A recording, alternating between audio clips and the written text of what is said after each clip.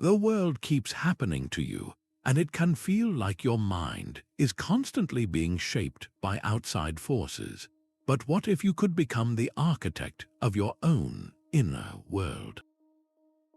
Marcus Aurelius, the Roman emperor and Stoic philosopher, wrote in his private journals that the soul becomes dyed with the color of its thoughts.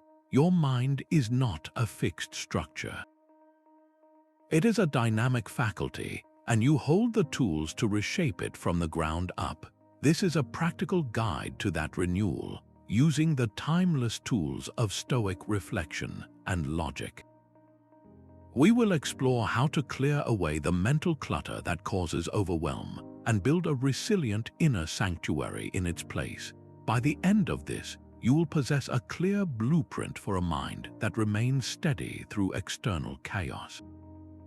How would it feel to walk through your day with an unbreakable sense of inner peace?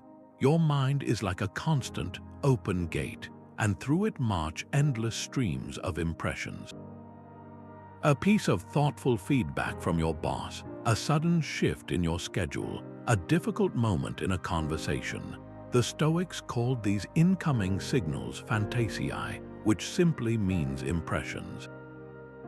They are the raw material of our experience, neutral in themselves. But here is the important turning point, the moment where your power truly lies. It is not the impression itself that shapes your emotional world. It is the act of assent, your inner yes or no, that gives it meaning. You see an event, and your mind immediately offers a perspective about it. This is welcome. This is challenging. This feels overwhelming. When you accept that perspective without reflection, you build a belief. That belief then colors your entire reality. The philosopher Epictetus, a former slave who taught the principles of inner freedom, put it with stunning clarity. He said, "We are troubled not by events, but by the views which we form about them." Think about that for a moment. The event is just an event. The trouble is your optional, self-created addition. Consider a simple, common example. You receive a message with some constructive thoughts on a project you worked hard on. The impression is just words on a screen, but then the interpretations begin to flow in. I have fallen short. They do not see my effort. This suggests I am not where I want to be. When you assent to these interpretations, you feel a wave of unease, maybe even frustration or disappointment. The event itself did not cause that feeling. Your unchecked agreement with a difficult reading did. Now, what if you paused at the gate? What if you saw the thoughtful words and simply noted the impression without immediately giving it permission to shape your day? This is the foundational practice. It is about becoming the watchful guardian of your own mind. So take a second and ask yourself this. What is one recurring challenging impression you tend to accept automatically? Is it the thought that you are not ready when faced with something new, or the feeling that a small hurdle will naturally lead to a larger difficulty? Just identify that one pattern. Recognizing it is the first, most powerful step toward taking back your authority. What is truly entirely up to you? This is the question Epictetus asked his students, and it remains the single most clarifying question you can pose to your own mind. The answer forms the bedrock of Stoic practice, a principle known as the dichotomy of control. Your own judgments, the impulses you choose to act upon, your desires and aversions, these are the things that lie within your power. They are your inner property. Everything else, from your reputation and the body you inhabit to the wealth you may possess, is not entirely your own. It operates by its own rules, subject to the complex currents of the world. Mental turmoil does not arise from the external events themselves. It blooms when we invest our energy and our sense of self in the things we cannot command. It is the frustration of trying to control the sea instead of steering the ship. Think of yourself as the captain of a vessel. Your hands are on the helm, your eyes are on the stars, your decisions guide the ship's course. This is your sphere of control, but you do not control the ocean. You cannot command the wind to blow or the storms to cease. A skilled captain understands this distinction completely. They pour all their focus and skill into navigating, not into struggling against the weather. When you misplace your effort, when you grow frustrated by the waves for being too high, you accomplish nothing except your own exhaustion.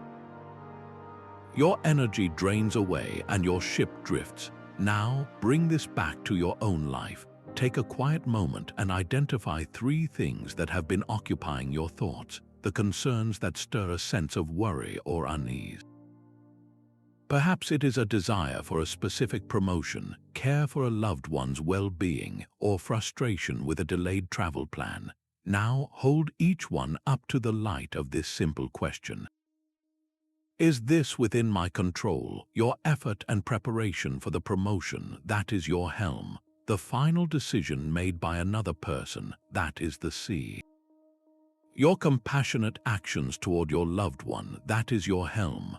Their ultimate health and choices, that is the sea. Your plan to navigate the travel delay calmly, that is your helm. The mechanical issue that caused it, that is the sea. This act of sorting is not about giving up. It is about focusing your power with immense precision, directing your energy only toward what you can actually influence. When you stop trying to command the ocean, you become a truly masterful captain of your own mind. At the very center of this inner citadel lies your prohairesis. This ancient Greek term, used so powerfully by the Stoics, points to your governing faculty. It is your fundamental capacity for choice, your will, the very core of your moral character. Everything you have control over, your judgments and your actions, flows from this inner command center. It is the part of you that can never be truly chained by the outside world, because its freedom is found in its ability to choose its response. Marcus Aurelius returned to this truth again and again, reminding himself that the soul becomes dyed with the color of its thoughts. Your prohairesis is the hand that holds the dye. It is your power to assent or to withhold assent, to judge something as good or bad, to move toward an action or to stand firm. External forces can bind your body, take your possessions, or damage your reputation, but they cannot command your prohairesis without its own consent. This is the ultimate seat of your freedom. History offers profound examples of this principle in action. Think of a figure like Socrates, who faced a final moment that would conclude his life. The external circumstance was the cup, an event entirely outside his control. His prohairesis, however, remained utterly free. He chose to engage in philosophical discussion with his friends until the very end, refusing to let fear color his final moments. He used his faculty of choice to meet the situation with calm reasoning and integrity, demonstrating that our inner world can remain unshaken even when the outer world falls apart. His character was not defined by the verdict but by his chosen response to it. This is the work of reconstruction. You are not building from nothing. You are consciously strengthening this central faculty, your capacity to choose who you will be in any given moment. Every time you pause at the gate of an impression, every time you sort what is yours to steer from what is not, you are performing an act of maintenance on your prohairesis. You are declaring that you, and not the chaos of events, are the architect of your soul. So the essential question shifts from what is happening to you to who you are becoming through it all. What kind of character do you choose to cultivate today? This inner citadel of choice is not a fortress built overnight. It requires daily attention, a deliberate ritual of mental construction. One of the most powerful tools the Stoics left us is the practice of morning reflection, a proactive session to set the day's intentions before the world has a chance to impose its own. Seneca, in his letters, wrote of beginning the day with a meditation, a quiet conversation with oneself to prepare for whatever may come. He saw it as preparing the mind for the day's inevitable encounters. This is not about wishful thinking or empty affirmations. It is a practical, structured rehearsal for reality. You are the architect, and this is your daily blueprint review. Here is a simple, structured template you can use. Find a few moments of quiet, perhaps with a morning beverage, and ask yourself these questions. First, what are the likely challenges I will face today?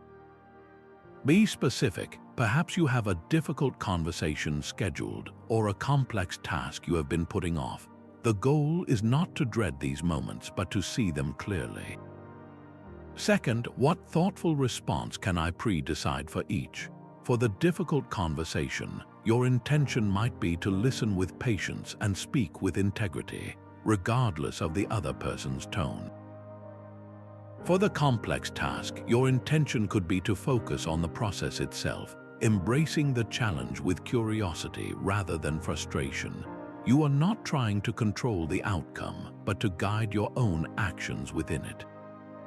This practice transforms potential obstacles into opportunities to strengthen your character. You are no longer a passive recipient of the day's events. You are an active participant who has already chosen their stance. The storm may still come, but you have already checked your sails and secured your helm. Commit to trying this just once, tomorrow morning, before you check your messages or get swept into the current of the day. Take 5 minutes for this Stoic reflection. See how it changes the feeling of your hours, how it allows you to meet impressions not with panic, but with a quiet, pre-established resolve. As the sun sets and the world grows quiet, your most important work of the day begins. This is the time for the Stoic practice of evening examination, a deliberate review of the day's events designed to polish your mind and strengthen your character. Where the morning reflection prepared you for the journey ahead, this evening ritual helps you learn from the path you have already walked. The roots of this exercise stretch back to the philosopher Pythagoras, who encouraged his followers to review their actions 3 times each day. The Stoics adopted and refined this habit, viewing it as a non-negotiable tool for growth. This is not an exercise in self-criticism or regret. It is a calm, objective inventory of your own mind, a way to deconstruct the day's impressions and reclaim your agency. Grab a journal or simply find a moment of stillness and walk yourself through a simple 3-part framework. Begin by asking, what did I do well today? Look for moments, however small, where you acted with intention. Perhaps you paused before reacting to a difficult message, or you offered kindness when it would have been easier to turn away. Acknowledge these victories. They are the proof that your practice is working. Next, and this requires gentle honesty, ask, where did I act against my principles? Did a moment of frustration lead you to speak harshly? Did a desire for comfort cause you to postpone a necessary task? Observe these moments without layering on judgment. See them simply as data points, showing you where your inner citadel needs reinforcement. Finally, ask the most powerful question of all, what can I learn from this? Every stumble is a lesson in disguise. The moment of frustration teaches you where your patience is still under construction. The postponed task reveals a resistance you can now address with compassion. One final, profound question to guide your reflection comes from the core of Stoic ethics. Ask yourself, did any of my actions today harm my character or the common good? This question ties your personal growth directly to your connection with others. It reminds you that building a resilient mind is not a solitary project. It is about becoming a more thoughtful, more reliable member of the human community. By consistently performing this evening examination, you are not just reviewing a single day. You are engaging in the continuous refinement of your entire being. Each night, you get to sweep away the dust of hasty judgments and misplaced concerns, leaving your inner space clear and ready for a new day's work. A traffic jam does not have to be terrible. Those words terrible and jam are your own additions, layers of judgment you place over a simple reality. The Stoics understood that our suffering often begins not with the event itself, but with the dramatic language we use to describe it. This brings us to a powerful mental discipline practiced by Marcus Aurelius, the discipline of objective representation. It is the practice of stripping away the loaded adjectives and value judgments to see the thing in front of you for precisely what it is, and nothing more. In his private writings, Marcus spoke of the need to unpack things, to see through their surface and perceive their simple, unadorned nature. He would look at a piece of roasted meat and remind himself that this is the natural transition of a fish, and this is the natural transition of a bird. This was not meant to be dark, but to cut through the social presentation and see the fundamental reality. He was peeling away the story to confront the substance. You can apply this same razor-sharp clarity to the events of your modern life. That difficult traffic jam becomes, quite simply, cars are stationary on the road. A frustrating delay at the grocery store is rephrased as, "The line is moving slower than I anticipated." Your boss' critical feedback shifts from a difficult moment to, "My supervisor has offered suggestions for improvement." Notice what happens in that shift. The emotional charge, the sense of personal affront, begins to dissolve. You are left with a neutral fact, a situation that simply exists. From that clear-eyed starting point, you can then choose your response with intention, rather than being swept up by a wave of feeling that you yourself helped to create. This is not about suppressing emotion. It is about creating a small space between the event and your reaction, a space where your prohairesis, your capacity for choice, can operate freely. So take a moment now and bring to mind a recent minor frustration. It could be a misplaced set of keys, an unexpected bill, a plan that was changed at the last moment. Now try to describe that event to yourself using only plain, factual, objective language. Strip away every judgmental word. What are you left with? You are left with a simple situation, a problem to be solved, or perhaps just a fact to be accepted. And in that clarity, you reclaim your power to respond, rather than just to react. Your deepest anxieties often rest on a foundation of faulty logic. The Stoics understood that emotional turmoil is rarely just a feeling. It is the result of a flawed argument you have accepted within your own mind. They wielded logic not as a dry academic exercise, but as a shield against the irrational beliefs that cause us needless distress. Chrysippus, one of the great architects of Stoic thought, developed a sophisticated system of reasoning precisely for this purpose, to help people identify and dismantle the hidden premises that lead to inner unrest. Consider a common, deeply held belief, the idea that I must be perfect. At first glance, it seems like a noble aim, but when you hold it up to the light of logic, its structure begins to crumble. The word must implies a universal law, a non-negotiable rule of existence. So ask yourself, is perfection a universal law, or is it a human ideal?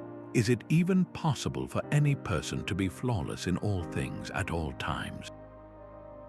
The logical answer is a clear no. The natural world is one of constant growth and change, not static perfection.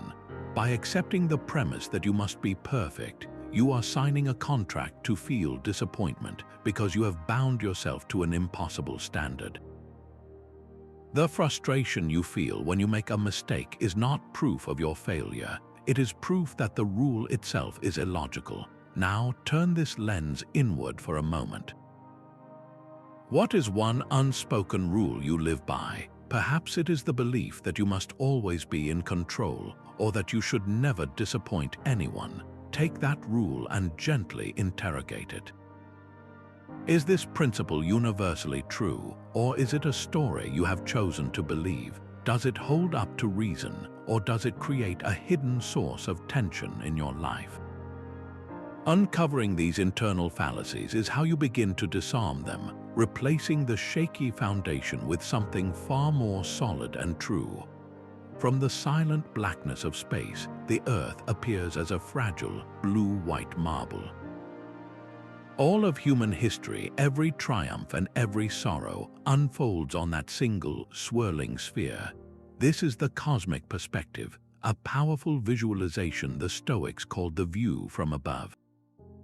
Marcus Aurelius would practice this mental exercise regularly, reminding himself of the sheer scale of the cosmos to shrink his personal anxieties down to their true size.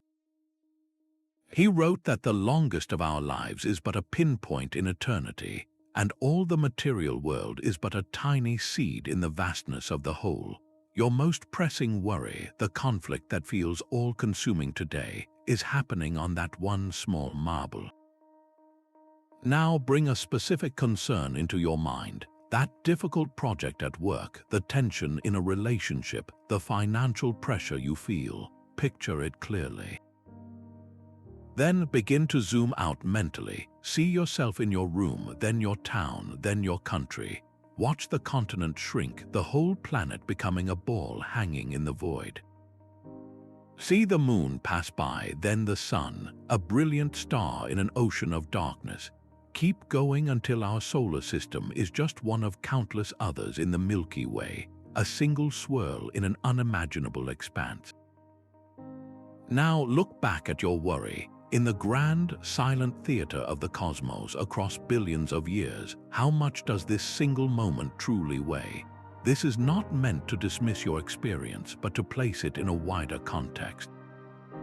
The feeling is real, but its power to dominate your entire inner world is an impression you can now see through. This perspective does not make your life meaningless.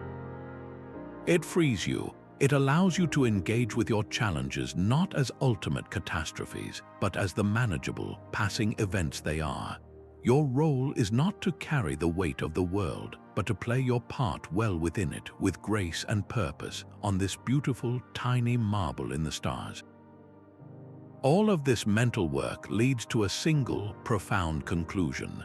The final piece in reconstructing your mind is to not merely accept what happens, but to love it. This is the heart of amor fati, a love of one's fate. It is the ultimate declaration that you are the architect because you choose to see every single event, especially the difficult ones, as essential building material for your character. The German thinker Friedrich Nietzsche, who drew deeply from Stoic wells, called this the formula for human greatness. He said that one wants nothing to be different, not in the future, not in the past, not for all eternity. This is not passive resignation. It is the most active embrace of reality you can possibly make. You are not just tolerating the obstacle, you are welcoming it as the very thing you need to grow stronger. Think of an athlete who faces a physical setback, a pause in their usual routine. They could focus on frustration or they could practice amor fati. In that quiet period, they find a unique opportunity to develop a part of their game they always overlooked, their mental fortitude, their strategic understanding. The pause becomes not a block to their path, but a detour that ultimately makes them a more complete and resilient competitor. The event itself did not change. Their judgment of the event transformed it from a difficult moment into a catalyst. This is the power you hold, so bring to mind a current challenge, something you genuinely wish had not occurred. It could be a professional setback, a personal disagreement, an unexpected change of plans. Now pause the instinct to resist it and instead ask this revolutionary question. How can this exact situation, which I did not want, serve my growth? What strength does it invite me to cultivate? Perhaps that professional setback is encouraging you to develop patience or creativity. Maybe the personal disagreement is teaching you the nuances of communication or the depth of your own compassion. The unexpected change is an invitation to practice flexibility and trust. When you search for the answer, you stop fighting your reality and start working with it. You are no longer a passive observer of circumstance, but a craftsman, skillfully using every piece of wood and stone you are given, even the rough and knotted ones, to build a mind of unshakable strength and beauty. We are often told to avoid thinking about what could go wrong, a strategy that leaves us fragile when life inevitably deviates from its script. The Stoics proposed a far more courageous alternative, a mental exercise known as premeditatio malorum, the premeditation of difficulties. This is not a practice of anxious worry or pessimistic brooding. It is a disciplined rehearsal for reality, designed to strengthen the mind against the unexpected. Seneca wrote that the wise person considers challenges in advance, not to despair over them, but to disarm them. By visualizing potential obstacles calmly and rationally, you drain them of their emotional power and prepare your thoughtful response ahead of time. Imagine you have a crucial conversation approaching, one you anticipate may be difficult. The common approach is to hope for the best while secretly dreading the worst. The Stoic approach is to sit down in a quiet moment and deliberately walk through the possibilities. What if the other person reacts with frustration? What if they do not understand my perspective? Now, for each of these scenarios, you pre-decide your anchor. My role is to listen with patience and respond with integrity, not to control their reaction. By facing these potential outcomes in the safety of your own mind, you are not inviting them to happen. You are building a reservoir of calm resolve, ensuring that if a difficult moment does arrive, you meet it not with panic, but with the practiced clarity of a prepared mind. The event loses its capacity to throw you off balance. Take a quiet moment now to contemplate one future event that holds a hint of unease for you. It might be a presentation, a financial decision, or a personal commitment. Now, gently consider a realistic challenge that could arise.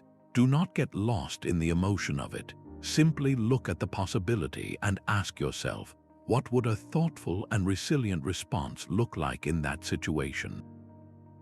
How would I choose to act in alignment with my character? This small act of mental preparation is not fear. It is the ultimate declaration of your inner freedom. Your thoughts are not you. They are visitors that pass through the theater of your mind, and you have the power to choose which ones to invite in for a conversation. This is the profound practice of cognitive distancing, a Stoic technique that teaches you to become a calm witness to your own inner world. The ancient Stoics understood that we are not our initial impressions, and this act of observation is the first step toward true mental freedom. It is the practical application of realizing that you are the sky, not the passing weather. When a challenging feeling or a critical thought arises, the untrained mind often holds on tightly, believing it to be an absolute truth that defines the moment. Cognitive distancing is the gentle art of loosening that hold. You learn to see the thought for what it is, a temporary mental event, and in that space you find your power to respond with choice. Imagine your mind as a vast, open sky. Your thoughts and feelings are like clouds, constantly forming and dissolving. Some are light and pleasant, others are dark and heavy with rain. The practice is to simply watch them drift by without getting lost in the storm. You do not have to stop the clouds from coming, nor do you have to believe the story each one tells. You just acknowledge its presence and let it continue on its way. This is not a modern mindfulness invention, though it sits at the heart of those practices. It is a rediscovery of a core Stoic discipline. Epictetus reminded his students that it is not things that disturb people, but their judgments about things. Cognitive distancing is how you inspect those judgments before you accept them as your own. So find a quiet moment, even just for a minute. Sit comfortably and turn your attention inward. Notice the next thought that arises. It might be a memory, a plan, or a small concern. Instead of following it down its familiar path, simply observe it. Label it gently, oh, that is a thought about work, or that is a feeling of restlessness. Then, return your attention to your breath or the simple fact of being present. You are not trying to empty your mind. You are practicing the far more valuable skill of not being ruled by its every whim. Each time you do this, you are strengthening your role as the watchful architect, building a mind that can observe the clouds without being swept away by the wind. A profound shift occurs when you realize that your desires, not your circumstances, are the true source of your restlessness. The Stoics identified this as the discipline of desire, the art of training your wants to align with what is truly good and within your power. They drew a crucial line between desires that are natural and necessary for a flourishing life, and those that are vain and empty, serving only to disturb our peace. A natural desire is for nourishment, for friendship, for the well-being of your community. An empty desire is for endless wealth, for universal praise, for a guarantee that life will never bring you hardship. The Stoic goal is to want only what is virtuous and up to you, thereby freeing yourself from the exhausting attachment to things you cannot command. Epictetus put it with his characteristic force, stating that freedom is secured not by the fulfillment of what you desire, but by the removal of desire itself. He was not advocating for a numb existence, but for a radical reorientation. Do not seek happiness outside yourself, for it is an internal condition built on your own judgments and actions. Consider the common desire for a promotion. This is an external outcome dependent on the decisions of others, the state of an organization, and countless variables you cannot influence. To tie your happiness to this is to hand over the keys to your inner world. Now, contrast that with the desire to do excellent work. This is an internal aim, fully within your sphere of control. You can choose to be diligent, creative, and thorough regardless of the title or salary that may or may not follow.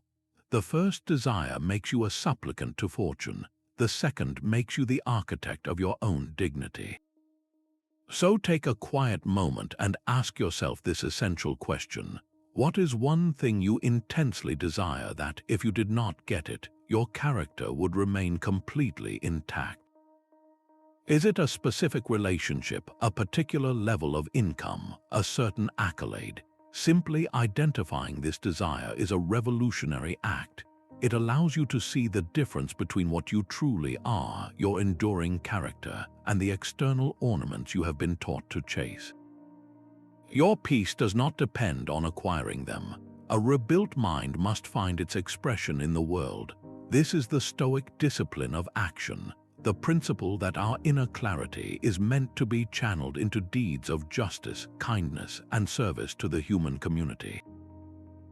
Your reconstruction project is not complete until it benefits those around you. Marcus Aurelius urged himself to do every act of life as if it were the last, infusing each action with intention and moral purpose. He was not waiting for a grand stage to act virtuously. He was practicing it in the small, daily interactions that form the fabric of our shared existence. Think of a moment when a colleague is struggling with a task and you are focused on your own pressing deadline. The easy, automatic action is to keep your head down, to prioritize your immediate comfort. The Stoic action, however, arises from a different question. It asks, what does the common welfare require here? It recognizes that your well-being is intertwined with the well-being of the whole. So you choose to pause, to offer a few minutes of your time, to share a piece of insight that could ease their burden. This is not about being a martyr or seeking recognition. It is about understanding that this small, inconvenient act is a brick in the larger structure of a functional and compassionate community, a community you are an active part of building. This is how philosophy moves from the page into life. It is the decision to make your actions, however small, a reflection of the reasoned and connected mind you are cultivating. So as you move through your day, hold this simple question as your guide. In my very next interaction, how can I act for the common good? An obstacle is not a dead end, but a new direction. This is the heart of the ancient Stoic maxim, the obstacle is the way. It is a declaration that the very thing standing in your path is, in truth, the path itself, a training ground for the qualities you wish to nurture. The Roman statesman Cato the Younger lived this principle with steadfast commitment. He saw the political challenges and rising power of his era not as reasons to withdraw, but as the exact arena in which to practice his integrity and courage. His opposition became his purpose. The obstacle defined his character and gave his strengths a place to be seen. He was not overcome by the forces around him, he was shaped by them. His life stands as a testament to the power of perception, the ability to look at a wall and see not a barrier but a door. Now, bring this to a moment you might face today.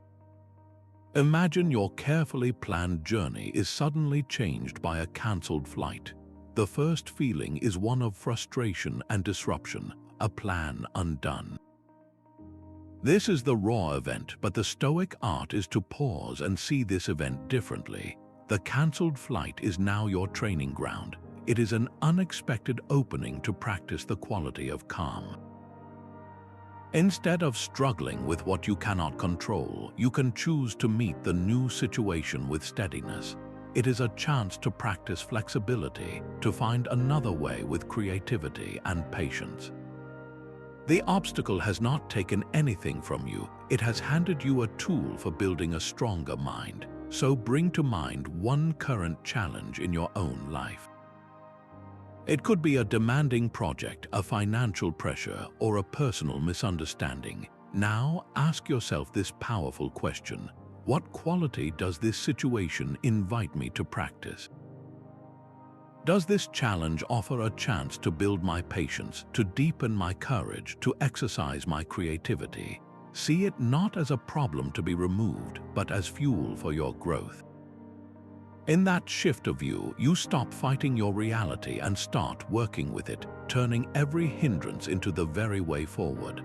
A blueprint requires a foundation, and for the Stoics, that foundation was a life lived in harmony with nature. This is not merely about walking in the woods, though that can be a beautiful reminder. The Stoic concept of nature is twofold. It is the rational order of the entire cosmos, the intricate and lawful way the universe operates, from the motion of the planets to the changing of the seasons. And more intimately, it is your own essential nature as a human being, your capacity for reason and your innate drive for social connection. To live in agreement with nature is to align your individual reason with the cosmic reason, to make your mind a microcosm of that ordered, purposeful whole. Zeno, the founder of Stoicism, defined the goal of life as living in agreement with nature. This is the master blueprint for your inner citadel. From this foundational principle flow the four cardinal virtues, the essential measures of a mind that is sound, strong, and fully functional. Think of them as the four pillars that support your entire structure. Wisdom is the pillar of sound judgment, the ability to see reality clearly and discern the right course of action. Courage is not the absence of fear, but the pillar that allows you to endure challenges and stand by your principles even when it is difficult. Justice is the social pillar, the commitment to acting with fairness, kindness, and concern for the common good. And temperance is the pillar of self-governance, the discipline of moderating your desires and impulses so they serve your long-term well-being. These are not abstract ideals, they are practical tools. A moment of patience when you feel provoked is an act of temperance. Choosing honesty in a complex situation is an expression of justice. Facing an uncertain future without being ruled by anxiety is the very essence of courage. So here is the question that turns this blueprint into a personal construction project. Which of these four cardinal virtues does your mind most need to strengthen right now? Is it wisdom to see a situation in your life with greater clarity and less emotional distortion? Is it courage to have a conversation you have been avoiding or to persevere through a demanding task? Perhaps it is justice to extend more fairness to someone you have judged harshly, or temperance to master an impulse that consistently pulls you away from your deeper intentions. Identifying the one virtue that calls to you is how you move from philosophy to practice, laying the next crucial stone in your unshakable inner sanctuary. This ideal of the sage is not a distant myth, but a compass for your daily choices. The Stoics spoke of the sage as a person of perfect wisdom and virtue, someone who always chooses the right action with flawless reasoning. You will never become this perfect being, and that is precisely the point. The sage is not a finish line to cross, but a North Star to guide your journey. This figure represents the full potential of your own prohairesis, your capacity for choice operating at its absolute best. When you are unsure of your next step, you can turn to this inner guide and ask a simple, powerful question. What would the sage do in this situation? This is not about comparing yourself to an impossible standard. It is about accessing a clear model for reasoning when your own judgment feels clouded by emotion or haste. Seneca often reflected on the value of seeking wisdom from those further along the path. He wrote of choosing a moral guide, someone whose authority and character you respect, and keeping them in your thoughts as a guardian and a model. You can do this by imagining a wise mentor, a historical figure you admire, or even a composite of virtuous traits, silently observing your choices. Their imagined presence brings a gentle accountability to your actions. For instance, when you feel the impulse to respond to a provocation with sharp words, pause and invite this inner guide into the moment. What would the sage do? The answer is not a mystery. The sage would recognize that another person's frustration is not a personal injury, but a reflection of their own inner state. The sage would choose a response rooted in patience and a desire for understanding, not in winning a momentary conflict. This mental shift creates a space between the impulse and the action, a space where you can choose the person you truly wish to be. So the next time you face a difficult decision, large or small, take that pause. Ask yourself not what you want to do in the moment, but what the most rational and virtuous course of action would be. In that question, you are not failing to be perfect. You are successfully using wisdom as your guide. Your journal is the quiet workshop where your mind gets rebuilt, sentence by sentence. This is not merely keeping a diary of daily events. It is the active space for a dialogue with yourself, a place to apply the principles of Stoic logic and reflection directly to the raw material of your life. Think of it as a mental gymnasium where you strengthen your capacity for choice. The most famous example of this practice is the private journal of Marcus Aurelius, a document never intended for publication.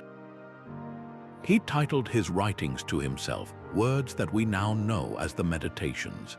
In those pages, he was not an emperor giving commands. He was a man in conversation with his own soul, reminding himself of fundamental truths, questioning his judgments, and rehearsing his virtues for the day ahead. He used his journal as a tool to return to his prohairesis, his inner command center, again and again. You can do the same. One powerful way to begin is to write a letter to your present self from the perspective of your wiser future self. Sit down with your notebook and imagine looking back from a point years from now, with the clarity and calm that comes from having navigated your current challenges. What would that wiser version of you say about the situation that feels so large today? They might offer a kind reminder that this too is passing, or point out a hidden strength you are overlooking. They would likely focus not on the external outcome, but on the character you are building through the process itself. This simple exercise creates immediate cognitive distance, allowing you to see your life from the Stoic view from above, all within the pages of your journal. Another prompt is to take a single impression from your day, perhaps a moment of frustration, and break it down using the Stoic disciplines. Write the objective representation of the event, just the plain facts. Then examine your initial judgment. Was it logical? Finally, ask how you could choose to see this obstacle as the way forward. The act of writing forces a clarity that thinking alone often lacks. Your hand moving across the page slows your mind down, creating that essential space between an impression and your assent to it. You do not need to write a long essay every day. The consistency of the practice matters far more than the volume. Begin with just one sentence, a single line that captures a moment of reflection, a premeditated challenge, or a small victory in applying your principles. That one sentence is a brick laid in the foundation of your inner citadel. Over time, these pages will become the living record of your reconstruction, a map showing how you learn to become the unwavering architect of your own mind. A sudden flash of anger is not the problem, but what you choose to do in the moments that follow. The Stoics identified these intense, overwhelming emotions as the passions, and they saw them not as inevitable human reactions, but as sicknesses of the mind. A passion is an unhealthy, excessive movement of the soul, a runaway emotional state rooted in a fundamental error of judgment. It is fear that has spiraled into paralyzing dread, or desire that has hardened into a desperate craving. Seneca, in his powerful work on anger, describes this state as a temporary madness, a complete surrender of our rational faculty. He explains that the initial jolt of feeling is not yet the passion itself. That first impression is involuntary, a natural signal from your senses. The passion ignites only when you give your full assent to a distorted interpretation of that signal, when you feed the initial spark with the fuel of a faulty belief. A critical difference lies between this unhealthy passion and what the Stoics called the good feelings, or eupatheiai. These are the calm, reasoned states of a well-ordered mind.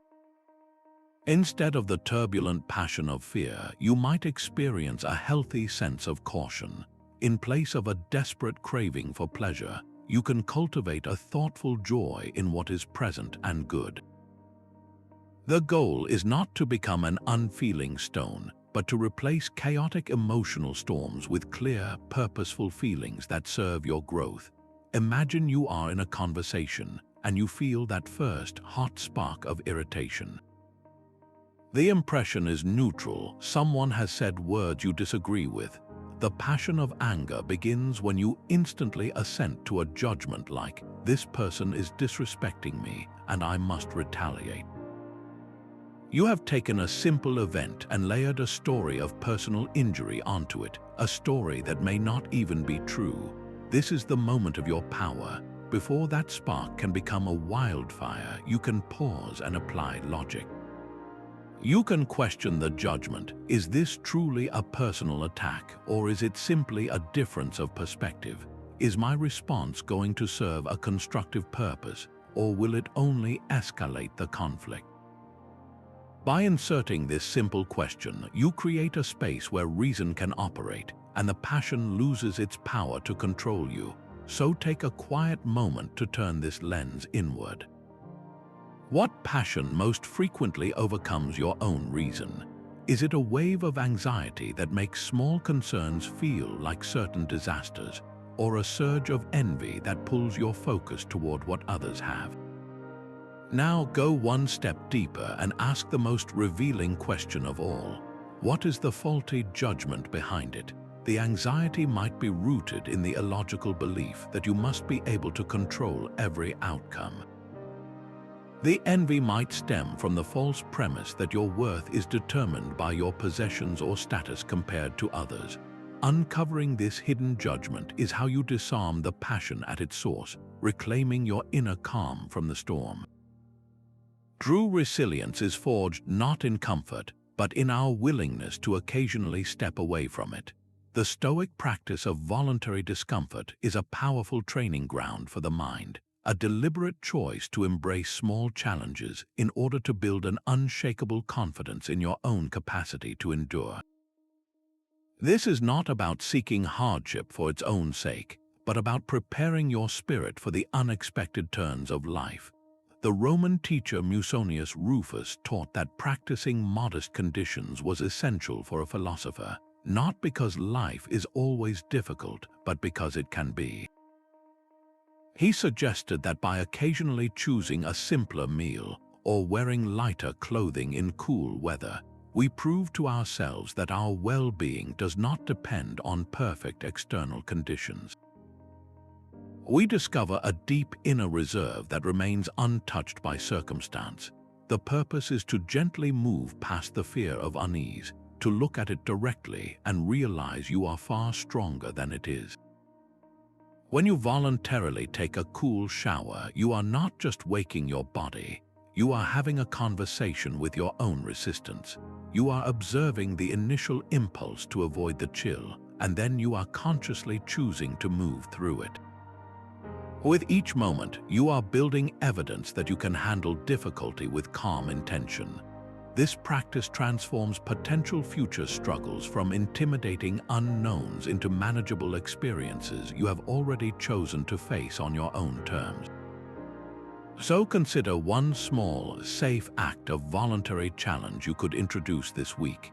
It might be choosing to walk in cooler weather without immediately reaching for a heavier coat, or delaying a single meal to better understand the sensation of hunger.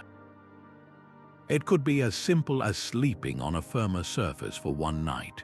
The goal is not to push yourself harshly, but to gently test your edges and return with the quiet knowledge that you are more resilient than you knew. This is how you build a mind that meets life's inevitable challenges not with panic, but with the steady calm of someone who has already faced themselves and found a hidden strength. One day you will close your eyes for the final time. This is not a threat, but a simple truth shared by every person who has ever lived. The Stoics called this memento mori, a reminder of our shared human journey, and they practiced it not with fear, but as the ultimate tool for clarifying a life. Marcus Aurelius wrote often in his private journals about this transition, not with dread, but as a natural function of the world, as natural as the ripening of fruit. He saw this awareness as a way to jolt the mind awake, to strip life down to its essentials. Remembering that your time is limited does not create a sense of panic. It creates a profound sense of priority. It asks you to look at the petty frustrations, the grudges you hold, the endless pursuit of trivial approvals, and see them for what they are, distractions from the real work of building your character.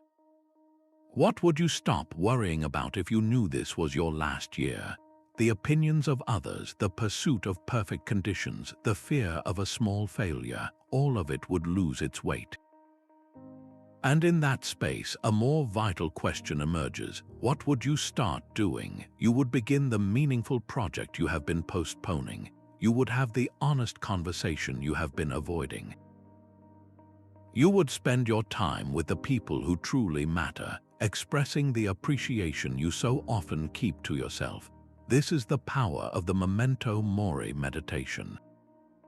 It is a mental exercise that clears away the clutter of the unimportant, leaving only the solid ground of what is real and meaningful. It invites you to measure your actions against the finite span of your existence, asking if how you are spending your one precious life aligns with the person you wish to become. So take a quiet breath and ask yourself that question now with gentle honesty. If this were the final chapter, what trivial concern would you release, and what single, purposeful action would you take today? Your sense of being a separate self is the final illusion to dissolve. The Stoics called this profound understanding sympatheia, the deep and undeniable interconnection of all things. They saw the universe not as a collection of isolated objects, but as a single, living, breathing organism, and each of us as a vital part of that whole. To recognize this is to feel the pulse of the cosmos in your own veins, a realization that opens the narrow view of the ego and replaces loneliness with a profound sense of belonging. The philosopher Hierocles offered a beautiful model for practicing this expansion of care, what we now call the circles of concern. He asked us to imagine a series of concentric circles. At the very center is your own mind. In the next ring, your immediate family and household. The circles ripple outward from there, encompassing your local community, your fellow citizens, all of humanity, and finally, the entire cosmos of rational beings. The work of the good life, he taught, is to draw these outer circles inward, to bring the same sense of kinship and concern you feel for your closest family to the stranger on the other side of the world. Think of the last time you walked through a busy city. You see hundreds of faces, each one seemingly wrapped in their own private world, but look closer. That person serving your coffee, the one driving the bus, the individual fixing the power line that brings light to your home. Your day, your comfort, your very survival is woven together with the efforts of countless people you will never meet. Their well-being is not separate from your own. When the community thrives, you thrive within it. When it faces challenges, you feel the reverberations. This is not a poetic idea, it is a practical reality. Your peace of mind is tied to the peaceful functioning of the society you inhabit. Your security is linked to the sense of security felt by your neighbors. To ignore this web is to live with a fundamental misjudgment, a belief in an isolation that simply does not exist. So take a quiet moment and ask yourself this. In what one concrete way is your own well-being intimately tied to the well-being of someone else, perhaps someone you have never even seen? The modern world is a machine designed for constant noise, but your rational mind requires quiet to hear itself think. External stimulation, from notifications to endless media, creates a static that drowns out your inner voice, the very voice you are trying to reconstruct. True solitude is not about loneliness, it is about creating a sanctuary where your thoughts can settle and your judgments can clarify without the pressure of an immediate reaction. Seneca understood this profound need. He wrote that we must retreat into ourselves often, for uninterrupted solitude affords the opportunity to bring new strength to our minds. This is not an escape from your duties, but a necessary recalibration of the instrument you use to meet them. Think of your mind as a clear pool of water. When you are constantly stirring it with new inputs and demands, the water becomes cloudy and you cannot see the bottom. Only in stillness does the sediment settle, restoring clarity and allowing you to see what lies beneath the surface. Your daily practice of silence is the act of letting the water become still. You do not need a remote cabin to begin. You can start by reclaiming the silent spaces already available to you. That could be the first 5 minutes of your morning before you reach for your phone, a quiet walk without headphones, or simply sitting in your car for a few moments after you have parked. In these pockets of quiet, you are not doing nothing. You are performing the essential work of integration, allowing your mind to process the day's impressions and strengthen its own resolve. So make a simple commitment to yourself. Schedule just 5 minutes of total silence today to simply be with your thoughts. Do not try to force them in any direction. Just observe them as they are, like clouds passing through the vast sky of your awareness. In that quiet, you will find the space your rational faculty has been craving. That difficult conversation you are dreading is likely not a battle of good versus evil. It is a collision of two separate realities, each built on its own internal logic. Social friction almost always stems from clashing perspectives. not from a fundamental desire to cause difficulty. The other person is not a villain in your story. They are the hero in their own, acting from a set of beliefs they see as justified. This is where Stoic logic becomes your most practical tool for peace. Epictetus, who taught in a crowded, diverse city, had direct advice for this. He said that when someone seems challenging, you must remember they are acting according to their own ideas of what is right. To expect them to see the world exactly as you do is as unreasonable as being upset that a fig tree produces figs instead of olives. Their behavior is the natural fruit of their underlying views. Your power lies not in changing their tree, but in choosing how you will tend to your own garden. Start by attempting to understand their viewpoint. This does not mean you have to agree with it. It means you make a sincere effort to see the situation through their eyes. What need are they trying to meet? What concern might be guiding their position? What value do they believe they are protecting? This act of thoughtful empathy is not a surrender. It is a strategic move that grants you clarity. Next, and this is the crucial internal work, check your own judgments. What story are you telling yourself about their actions? Are you interpreting their tone as a personal challenge? Are you assuming a difficult intent without clear evidence? Hold your own interpretation up to the light of reason. Is it the only possible explanation, or merely the one that feels most true to your own worries? Finally, from that cleared space, choose a response based on virtue, not raw reaction. Ask yourself, what would a fair and kind response look like here? Fairness requires that you treat the other person with respect, acknowledging their humanity even in disagreement. Kindness might mean easing the tension with a calm tone, or simply listening fully before you reply.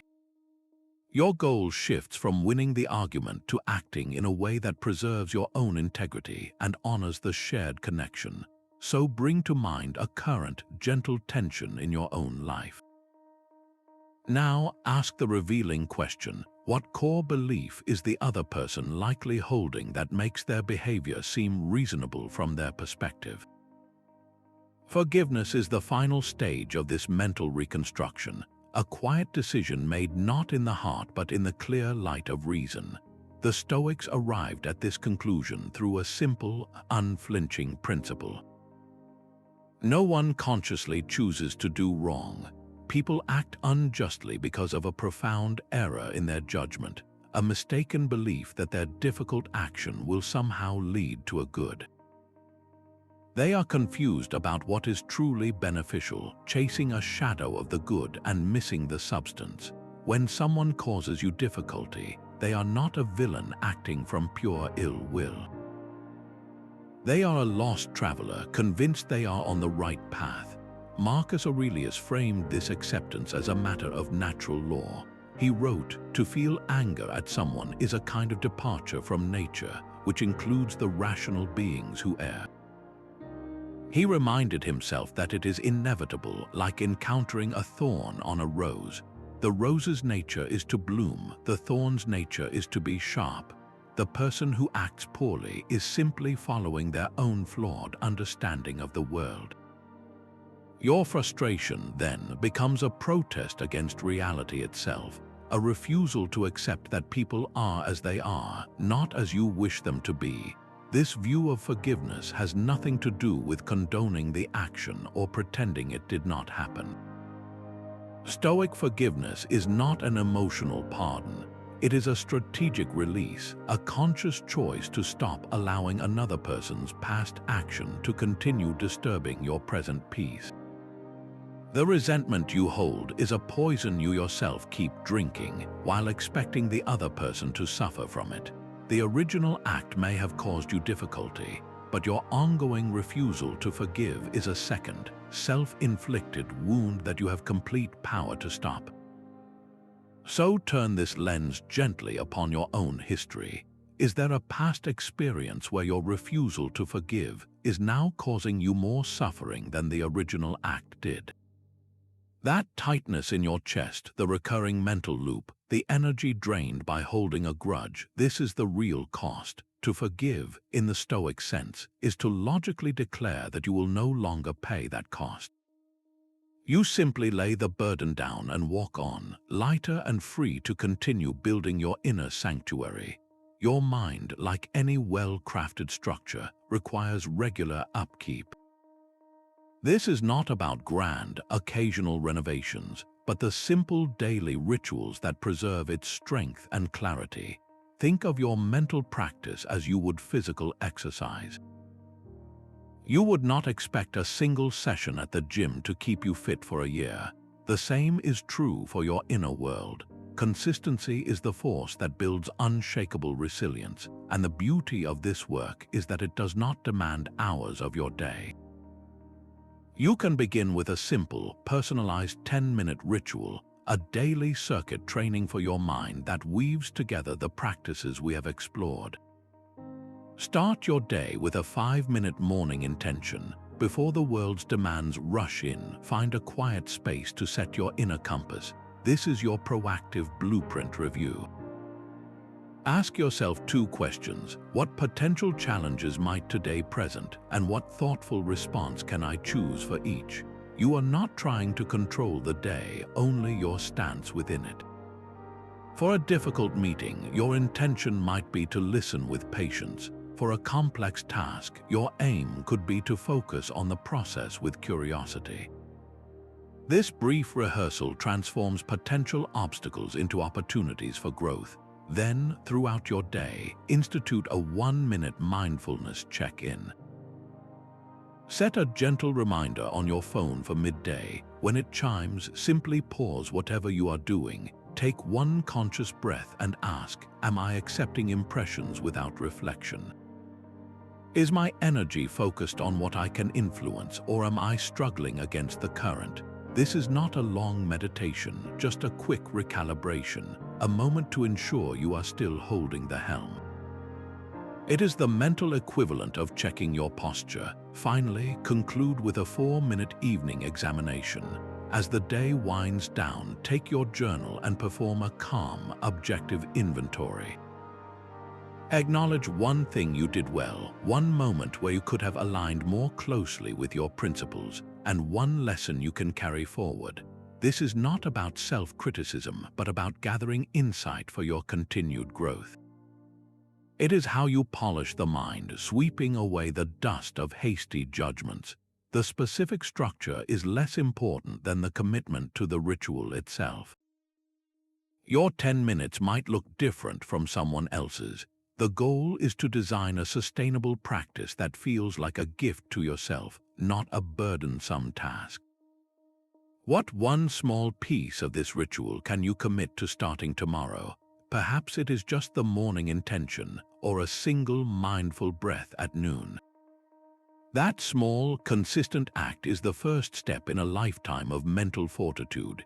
You have now walked the entire path of Stoic reconstruction, from laying the first stone of self-awareness to inhabiting a mind that stands firm.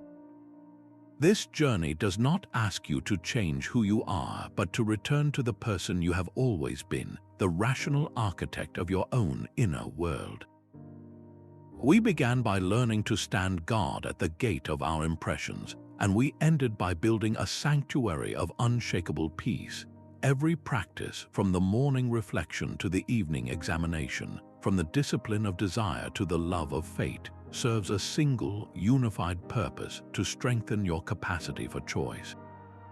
Your mind is the most impressionable and powerful faculty you possess, constantly being shaped, and you hold the chisel. Epictetus, whose words have guided us throughout, offered the ultimate summary of this freedom. He said, "No person is free who is not master of themselves. A well-ordered mind is the only true fortress, a place where external chaos cannot reach the core of who you are." This is not a finish line you cross, but a path you walk for a lifetime, a daily practice that grows richer and more rewarding with each step. The work of maintenance is the work of liberation itself. We would love to hear what resonated with you most on this journey. Share 1 key insight you are taking away in the comments below. And if you found this guidance practical, subscribe for more ways to apply ancient wisdom to your modern life.